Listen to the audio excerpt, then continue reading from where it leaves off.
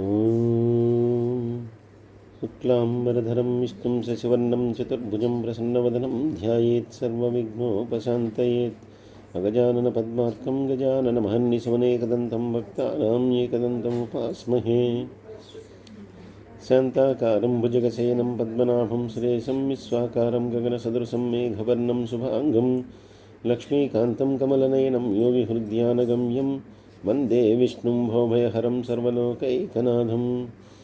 గురుర్బ్రహ్మ గురుర్విష్ణు గురుర్దేవో మహేశ్వరః గురుర్సాక్షాత్ పరం బ్రహ్మ తస్మై శ్రీ గురవే నమః. ఈ ప్రేరణకు కారణమైనటువంటి గురుదేవులు బ్రహ్మశ్రీ చాగంటి కోటేశ్వరరావు గారి పాదపద్మాలకు సభక్తిపూర్వకంగా నమస్కరిస్తున్నాను.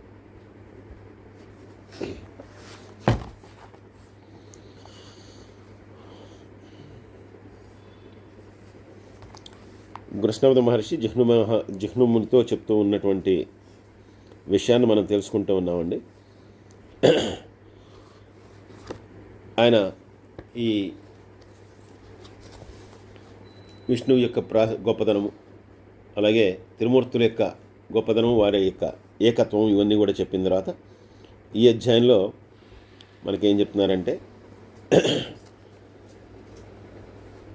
అశ్వమేధ యాగం చేసినటువంటి వాడు ఏకాదశి వ్రతాన్ని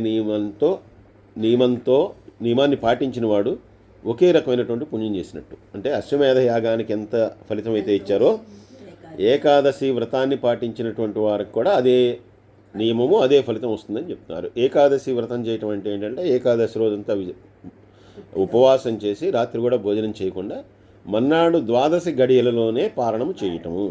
అంటే ద్వాదశి వెళ్ళిపోకుండా చేయాలి. మర్నాడు మళ్ళీ పొద్దున్నే మనం బ్రేక్ఫాస్ట్ తిని మధ్యాహ్నం మనం 2ంటికి తింటాం. అలా కాకుండా ద్వాదశి మనం చూసుకొని ఎప్పుడు దాకా ఉంటే అప్పట్లోనే తినేసేయాలి.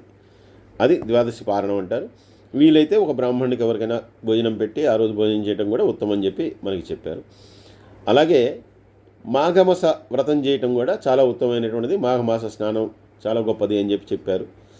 అలాగే మాఘమాస వ్రతాన్ని చేస్తూ మాఘమాసంలో వచ్చేటటువంటి ఏకాదశి వ్రతాన్ని పాటించేటటువంటి వారికి శతాశ్వమేధ ఫలం దొరుకుతుంది. అంటే ఒక ఏకాదశి వ్రతాన్ని చేస్తే కనుక ఒక అశ్వమేధ యాగ ఫలాన్ని ఇస్తున్నారు. కానీ మాఘమాస వ్రతాన్ని, దాంతోపాటే ఏకాదశి వ్రతాన్ని, మొన్న వెళ్ళిపోయింది శుద్ధ ఏకాదశి, మరి ఇంకో ఏకాదశి వస్తుంది, ఆ ఏకాదశి వ్రతాన్ని కూడా ఎవరైతే చేస్తారో వాళ్ళు శతాధిక అశ్వమేధ ఫలం పొందటమే కాకుండా వాళ్ళు మోక్షాన్ని పొందుతారట. అలాగే ఇంద్ర పదవిని చేపట్టడానికి అర్హులవుతారట. అలాగే ద్వాదశి నాడు మళ్ళీ ఆ ఏకాదశి వెళ్ళిపోయిన తర్వాత, మాఘమాసంలో వచ్చేటటువంటి ఏకాదశి వెళ్ళిపోయిన తర్వాత ద్వాదశి నాడు బ్రాహ్మణులతో కలిసి పారణ చేసినటువంటి వాళ్ళు కానీ, అన్నదానం చేసేటటువంటి వాళ్ళు కానీ పొందేటటువంటి మోక్షము కానీ ఏదైతే ఉందో అది అనంతమైనటువంటిది, దాన్ని ఇంత అని చెప్పడానికి వీల్లేనిది అని చెప్పి ఈ కృష్ణపద మహర్షి జిహ్నుమునితో చెప్తూ ఉండగా, మళ్ళీ జిహ్నుముని ఇప్పుడు ఆయన ప్రశ్న అడుగుతున్నాడు. ఆయన అన్నాడు, 15 తిథులు ఉన్నాయి కదా, 15 తిథుల్లో ఏకాదశికి ఎందుకంత ప్రాశస్త్యం ఇచ్చారు? అలాగే ఏకాదశి రోజున వ్రతం చేయటం వల్ల కానీ, ఆ రోజు ఉపవాసం చేయటం వల్ల కానీ శతాశ్వమేధ ఫలాన్ని ఎందుకు ఇస్తున్నారు?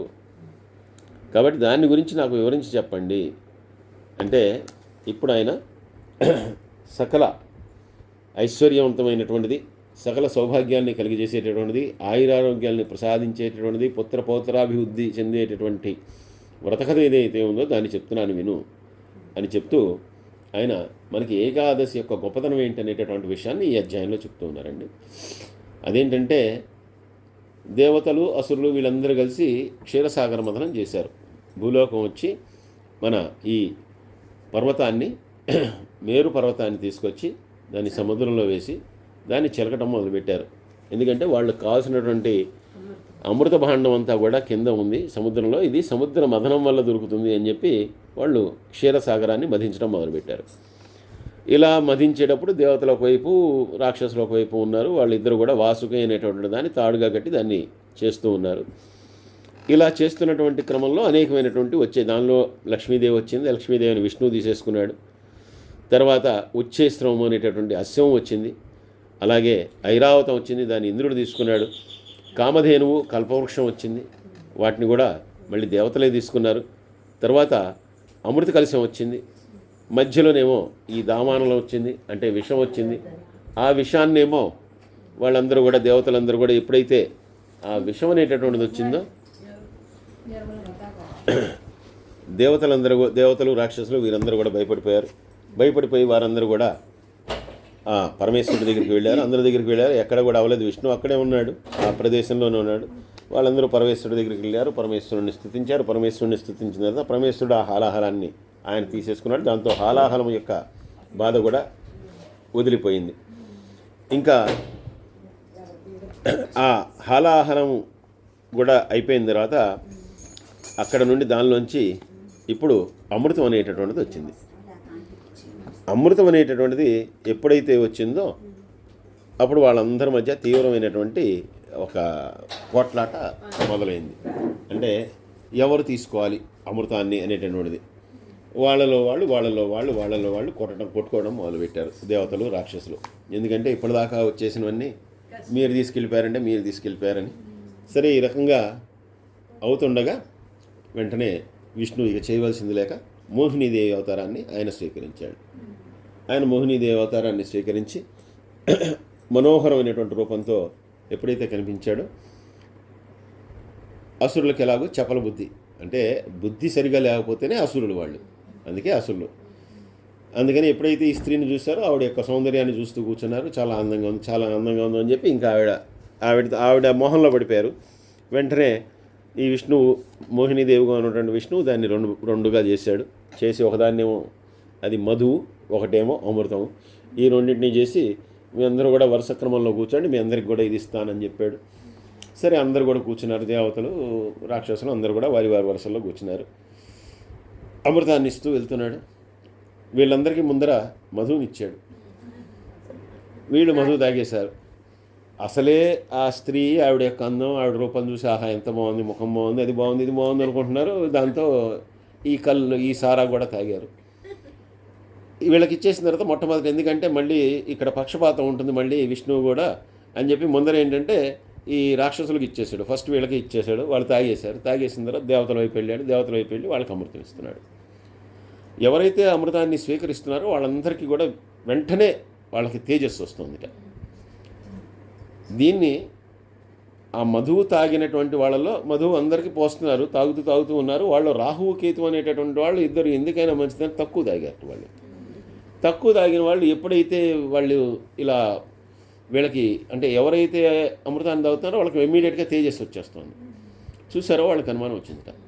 మన వాళ్ళందరూ తాగితేనేమో వీళ్ళకేమో మంచి మత్తు వస్తుంది, లేదంటే రకరకాల మాటలు వస్తున్నాయి, వాళ్ళకేమో తేజస్సు వస్తుంది, అంటే ఇందులో ఏదో మాయ ఉంది అని చెప్పి వెంటనే వీళ్ళు కామరూపధారులు కాబట్టి, అంటే ఏ రూపాన్నైనా ధరించగలరు రాక్షసులు. వీళ్ళిద్దరు కూడా వెంటనే దేవతలుగా మారిపోయి వాళ్ళ లైన్లో చివరిలో ఎక్కడో కూర్చున్నట్టు. అందరికీ పంచుతూ వచ్చిన తర్వాత వీళ్ళ క్రమం కూడా వచ్చింది. వీళ్ళకి కూడా పోసేసాడు ఆ విష్ణు, జగన్మోహన్ రూపంలో ఉన్నటువంటి విష్ణు వాళ్ళకు కూడా పోసేసాడు. పోయింగానే వాళ్ళిద్దరు కూడా తాగేశారు. కానీ వాళ్ళిద్దరూ ఎప్పుడైతే తాగుతున్నారో వెంటనే ఆయనకు మళ్ళీ అనుమానం వచ్చి కొంచెం తీక్షణంగా చూసేసరికి వాళ్ళిద్దరు కూడా రాక్షసులే, రాహువు, కేతువే, వీళ్ళిద్దరు కూడా వచ్చి కూర్చున్నారు అని చెప్పి ఆయనకు అర్థమైపోయి ఇప్పుడు వాళ్ళ అమృతాన్ని స్వీకరించారు. వెంటనే ఆయన సుదర్శన చక్రాన్ని ఇచ్చేసి వాళ్ళిద్దరి యొక్క తలలు తీసాడు. ఇప్పుడు వాడికి తలలు లేవు, తలలు ఉన్నాయి, కింద మొండెం లేదు, కిందదంతా పోయింది. ఎందుకంటే అది ఉదరంలోకి వెళ్ళకుండా తల దగ్గరే కట్ చేశాడు. తలలు ఒక్కటే ఉన్నాయి. ఇది అయిపోయిన తర్వాత రాక్షసులందరికీ కూడా ఇప్పుడు అర్థమవుతుంది. ఎప్పుడైతే వాళ్ళు తలలు తీసేశారో వెంటనే అక్కడంతా కూడా గందరగోళం. అయినా కూడా ఈ లోపల అంతా కూడా మీకు ఇవ్వాల్సింది మీకు ఇచ్చాను, అబ్బాయి వాళ్ళకి ఇవ్వాల్సింది వాళ్ళు ఇచ్చాను, ఇదంతా అయిపోయింది అన్నాడు. ఇదంతా సమసిపోయి ఇక రాక్షసులు కూడా చేసేదేమీ లేక మోసపోయాం మరొకసారి ఆ విష్ణువు చేతిలో అని చెప్పి మళ్ళీ అనుకుని వాళ్ళందరూ కూడా వాళ్ళ పాతాళలోకానికి, వాళ్ళ అధోలోకానికి వాళ్ళు వెళ్ళిపోయారు. అందుకే రాక్షసులకి విష్ణువుకి పడదు, అన్ని రకాలుగా మాయ చేశాడని చెప్పి. ఇంకా ఇప్పుడు వెళ్ళిపోయిన తర్వాత వీళ్ళిద్దరు మాత్రం అక్కడే ఉన్నారట. వాళ్ళు ఆయన కాళ్ళ మీద పడి, నాయన మమ్మల్ని అటు ఇటు కాకుండా చేసే, ఇప్పుడు మాకు తల ఒక్కటే ఉంది, ప్రాణంతో ఉన్నాం, కానీ ఇప్పుడు తినటానికి తిన్నామనుకో ఎక్కడికి పోవాలి, అది పొట్టలేదు గిట్టలేదు, ఇంకేమీ లేదు, కింద భాగమే లేదు.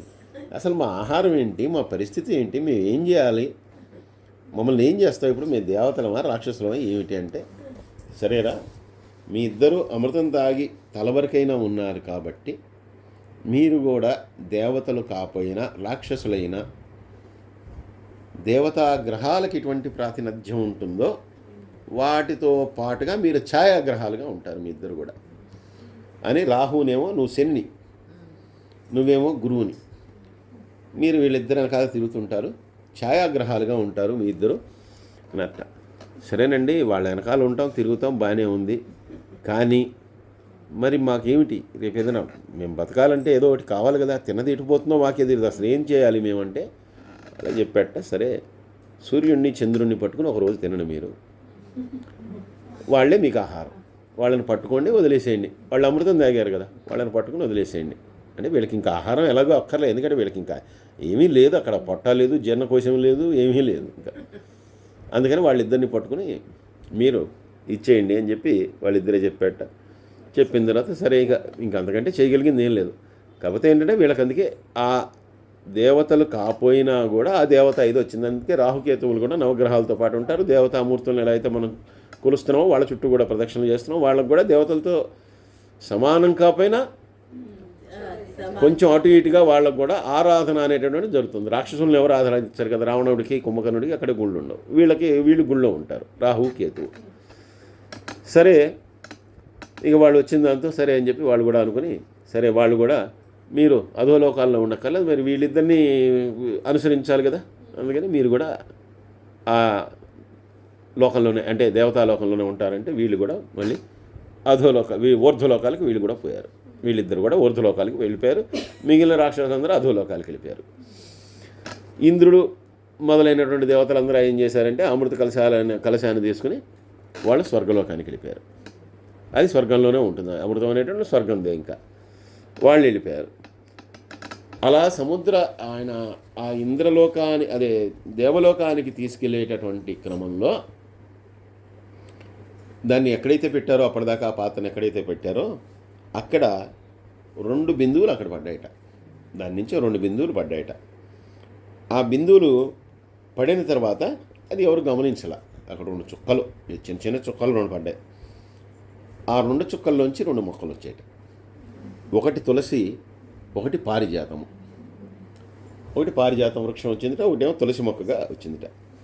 వెంటనే ఆ ప్రాంతంలో అప్పుడు ఉన్నటువంటి ఇది జరిగి కొన్ని యుగాలు అయిపోయిన తర్వాత, కొన్ని సంవత్సరాలు అయిపోయిన తర్వాత అనమాట. అయిపోయిన తర్వాత సత్యజిత్ అనేటటువంటి వాడు ఒకడు ఈ మొక్కలను చూసి, ఇదేదో భూలోకంలో ఉండే మొక్కలు కాదే, విశేషంగా ఉన్నాయి, ఇవేంటో అసలు. అందులో ఒక మొక్క అయితే కనుక 2 మొక్కల నుంచి అద్భుతమైనటువంటి సువాసన, పారిజాతం నుంచి వాసన వస్తుంది, తులసి నుంచి వాసన వస్తుంది. ఒకదాని నుంచి పువ్వు వస్తుంది, ఒకదాని నుంచి పువ్వు రావట్లా, ఇవో చాలా ఉన్నాయని చెప్పి వాడు వెంటనే దానికి చుట్టూతా కూడా మంచి పాదుల్లాగా చేసి చక్కగా ఆ మొక్కల్ని పెంచడం మొదలుపెట్టాట. ఇలాగా ఆ తులసి మొక్కకి, ఆ పారిజాతం మొక్కకి రెండింటికి కూడా నీళ్ళు పోస్తున్నాడు రోజు. అవి చాలా పెరిగి పెద్దవైపోయినాయి. పెద్దవైన తర్వాత ఈ పారిజాతం చక్కగా పుష్పిస్తోంది, పుష్పాలు వస్తున్నాయి, మంచి సువాసన. వీటిని చక్కగా అమ్ముకుంటున్నాడు.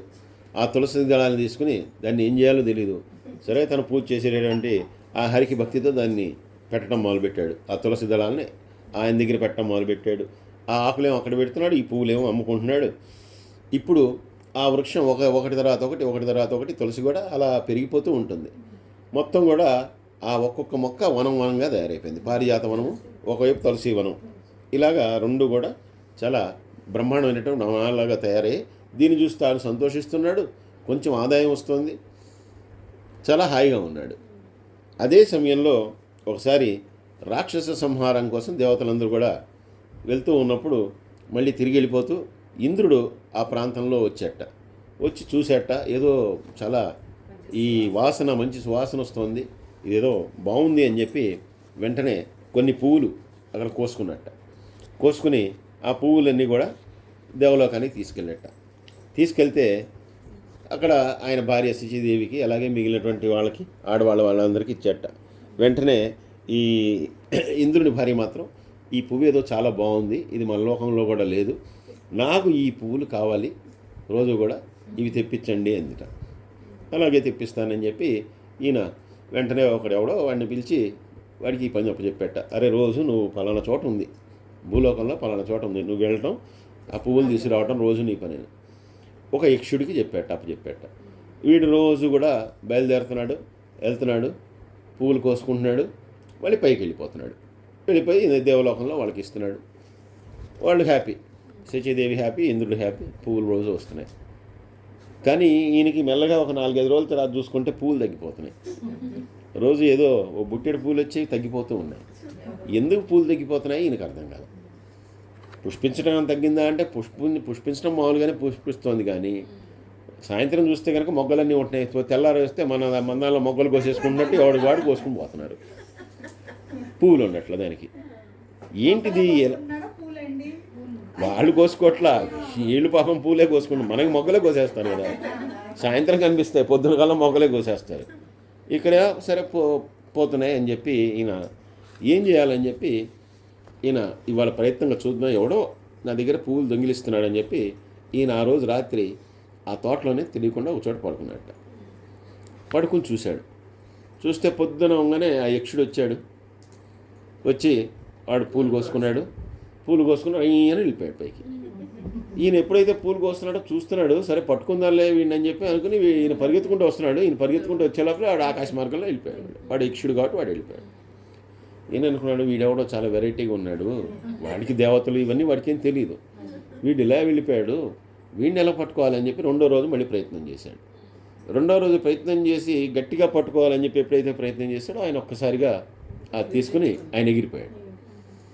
సో ఆయనకి ఆసక్తి ఉందని వీడికి తెలియదు. అంతకు ముందు రోజు చూశాడు, పట్టుకుంటేనే ఆగుతాను అనుకున్నాడు, కానీ ఈయన పట్టుకున్నా కూడా ఆయన ఆగకుండా వెళ్ళిపోయాడు, గాల్లో వెళ్ళిపోయాడు. ఇప్పుడు ఏం చేయాలో అర్థం కాక ఎలా పట్టుకోవాలి వాడిని అని చెప్పి ఆలోచించి ఆ పూజారి గారిని అడిగట్ట. ఈయన రోజు ఎక్కడైతే తులసి మలాలు అవన్నీ వేస్తాడో ఆ పూజారి గారిని, ఇలా నా ఎత్తుకుపోతున్నారు స్వామి, ఏం చేయాలి ఏంటని అయితే, ఏం చేస్తామో ఒక 4-10 మందిని తీసుకెళ్ళి పట్టుకెళ్ళు, అంతకంటే చేయగలిగింది ఏం లేదు అన్నట్ట. సరే వీడి దగ్గర అంతకంటే మ్యాన్ ఫోర్స్ లేదు. వాడు ఏదో మాటల్లో స్వామివారు నిర్మాల్యం వీటన్నిటి గురించి వచ్చిన తర్వాత, ఇదంతా ఎందుకండి పారేస్తారు మీరు, ఎక్కడో తీసుకెళ్ళి నీళ్లలో కలుపుతారు అంటే, నిర్మాల్యం అనేటువంటి అంటే భగవంతుడికి పూజ చేసేటప్పుడు పువ్వు ఎంత పవిత్రమో ఆయన మీద పడినటువంటి పుష్పం వాడిపోయినా కూడా అంత పవిత్రమైనటువంటిది. ఆ నిర్మాల్యాన్ని ఎక్కడైనా ఎవరు తొక్కని చోట పారేయాలి తప్పితే ఎక్కడ పడితే అక్కడ పారేయకూడదే, దాన్ని మళ్ళీ తీసుకెళ్ళి డస్ట్బిన్లో పారేయకూడదు అని చెప్పి ఆయన చెప్పాట. చెప్పిన తర్వాత సరే అని వీడికి ఆలోచన వచ్చి, వీడు ఆ స్వామివారి దగ్గర నిర్మాల్యం అంతా నాకు ఇవ్వండి, నేను తీసుకెళ్తా అని చెప్పి ఆ నిర్మాల్యం అంతా వీడు తీసుకుని ఏ మొక్కల కుదుళ్లలో ఆ నిర్మాల్యం అంతా తీసుకొచ్చి వేసేట. ఆ విష్ణుమూర్తి దగ్గర ఉన్నటువంటి నిర్మాల్యం అంతా కూడా ఆ కుదుళ్లలో వేసేట. ఆ కుదుళ్లలో వేసేసరికి మర్నాడు పొద్దున మళ్ళీ ఆ యక్షుడు వచ్చి పూలన్నీ కోసుకుని వీడు మళ్ళీ ఆగు అని చెప్పి వీడు వస్తున్నాడు.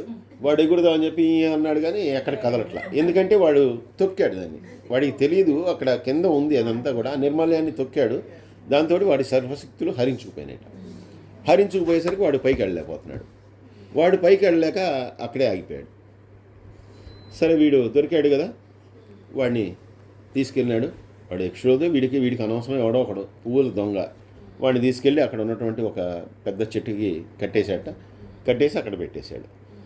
సరే ఇప్పుడు అక్కడ వెళ్ళినటువంటి వాడు రాలేదు, ఆ రోజు పువ్వులు రాలేదు.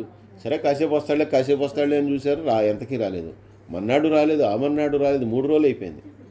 వెంటనే దేవతలందరూ కూడా అసలు ఏమైపోయాడు వీడు, వెళ్ళిన వాడు రాలేదు, పువ్వులు రాలేదు, ఏమైపోయింది వాడికి అంటే, సాధారణంగా ఏంటంటే వాళ్ళకేం భయం లేదు, వాళ్ళేం చావరు, దేవతలకి చావే లేదు, ఎవడి చేతిలో చచ్చిపోడు.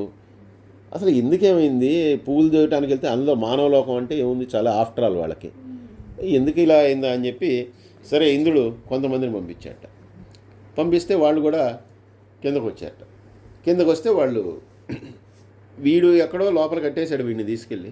వాళ్ళు వెంటనే చూశారు అక్కడ పుష్పాలు ఉన్నాయి, అన్నీ ఉన్నాయి. ఏమో ఎటుపోయాడో ఏమో, సర్లే ఎలాగో మళ్ళీ రాజుగారి దగ్గరికి వెళ్ళేటప్పుడు 4 పువ్వులు తీసుకెళ్ళిస్తే ఆయన కూడా హ్యాపీ ఫీల్ అవుతాడు, 4 పువ్వులు కోసుకెళ్ళిద్దాం, వీడి సంగతి తర్వాత చూసుకుందాం అని చెప్పి వెంటనే వాళ్ళు పూలు కోసి ఎగురుదాం అని చెప్పి వాళ్ళు కూడా మన ఏదో జగదేగురులాగా ఈ అంటుంటే అక్కడికి వెళ్ళట్లేదు, అక్కడే ఉన్నట్టు వాళ్ళు కూడా తొక్కారు, వాళ్ళు కూడా అక్కడే కూర్చున్నారు. ఏమైందో వాళ్ళకి తెలియదు. సో ఏమైందా ఏంటా అని ఆలోచించి వాళ్ళకి ఏం అర్థం కాలేదు, వాళ్ళు కూడా అక్కడే ఉండిపోయారు. తర్వాత వీడు వచ్చాడు, చూశాడు, మళ్ళీ వాళ్ళని కూడా చేతులు కాళ్ళు కట్టేసి వాళ్ళని కూడా అక్కడ పడేశాడు. ఇక నెక్స్ట్ వీళ్ళు కూడా రాపోయేసరికి సాక్షాత్తు ఇంద్రుడే వచ్చేసేట. ఇంద్రుడే వచ్చేస్తే, ఎందుకంటే వాళ్ళ ఆవిడ రోజు అడుగుతుంది ఆ పూలు, అప్పటికే చాలా రోజులు అయిపోయింది. ఇంద్రుడే వచ్చేట. ఇంద్రుడు వస్తే వీళ్ళు ఎవరు కనపడలేదు. సరే ఈయనకి పూలు కనిపించాయి, సరేలే ముందర పూలు కోద్దాం, ముందర మా ఆవిడతో గొడవ వదిలిపోతుందని చెప్పి పూలు కోసుకున్నాడు. పూలు కోసుకున్నప్పుడు ఈయన దొక్కేట, ఈయన వెళ్ళలేకపోతున్నాడు. ఈయన వెళ్ళలేక అక్కడే ఉండిపోయాడు. సో మొత్తం ఇప్పుడు ఇంద్రుడు, ఆయన పంపించినటువంటి వాళ్ళు, వీళ్ళందరూ ఇప్పుడు ఆ తోటలోనే పడున్నారు. వీళ్ళందరినీ వాడు ఏదో తీసుకొచ్చాడు, తాళ్ళు గిళ్ళు తీసుకొచ్చాడు, కట్టేశాడు.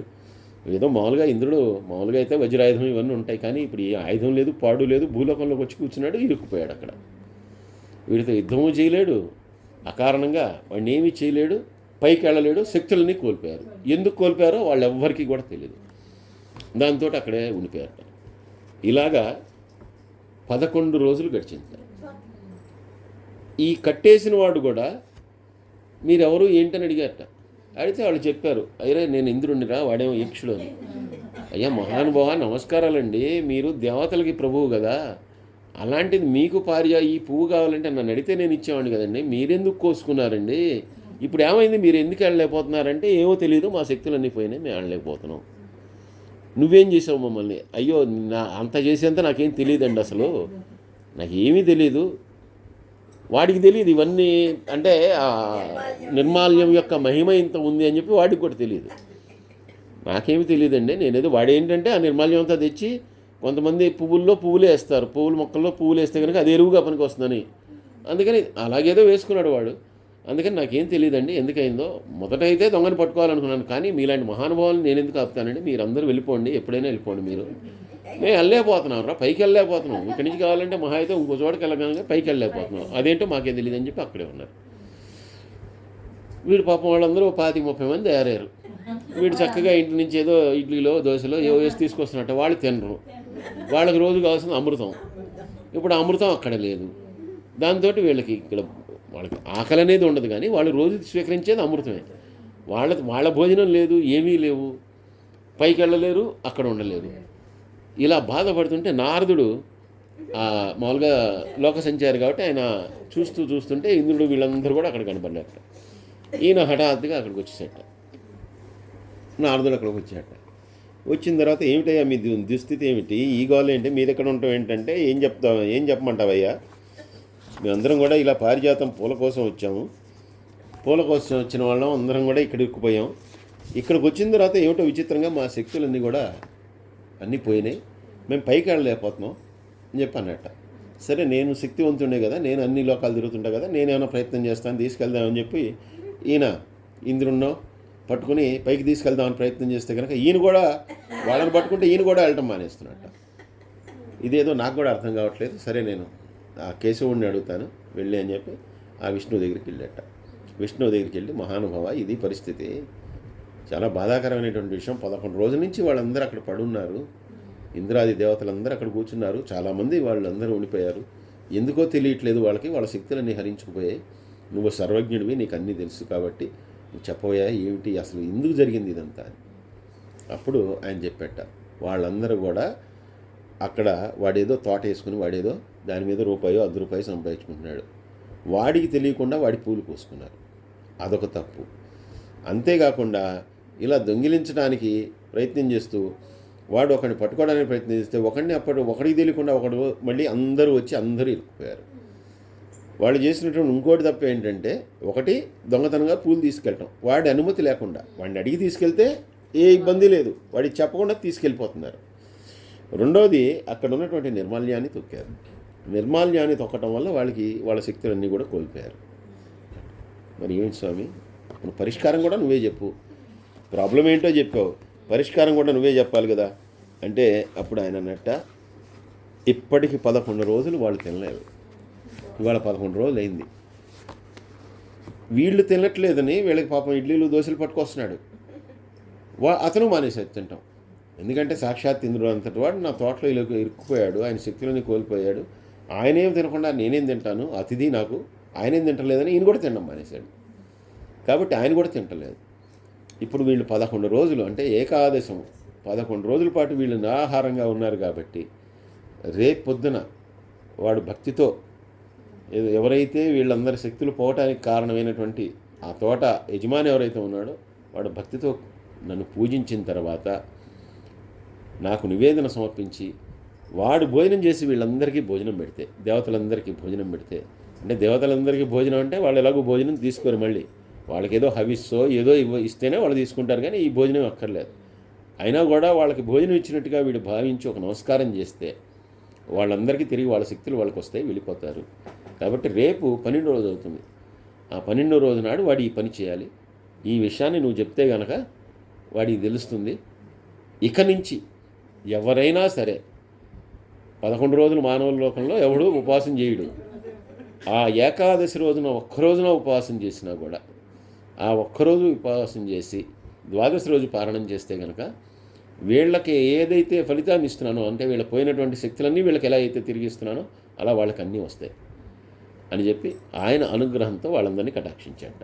కాబట్టి అక్కడి నుంచి అప్పటి నుంచి ఏకాదశి అనేటటువంటిది అంత ప్రాశస్త్యాన్ని పొందినటువంటి తిథిగా భూలోకంలో అందరూ కూడా ఆ ఏకాదశిని వ్రతాన్ని ఆచరిస్తూ ద్వాదశి రోజున పారణం చేస్తూ అందరూ కూడా ఆ హరినామ సంకీర్తనం చేసుకుంటూ హరి యొక్క అనుగ్రహాన్ని పొందుతున్నారు అని చెప్పి కృష్ణవద మహర్షి జహ్నువుకి చెప్తూ ఉన్నారు. సర్వే జనా సుఖినో భవంతు, సమస్త లోకా సుఖినో భవంతు. స్వస్తి.